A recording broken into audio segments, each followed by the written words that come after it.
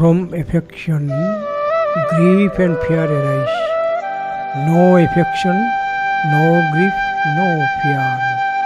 Dhammapad 213. From affection arises sorrow.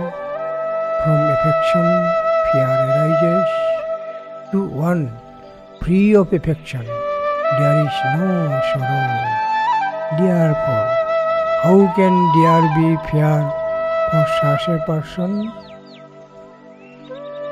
From affection, grief is born. From affection, fear. One who is affection free has no grief, no fear. Dhammapad 213.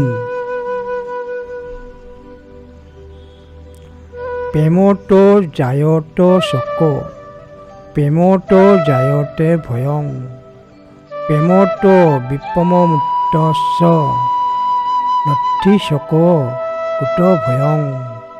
Dhammapad 213.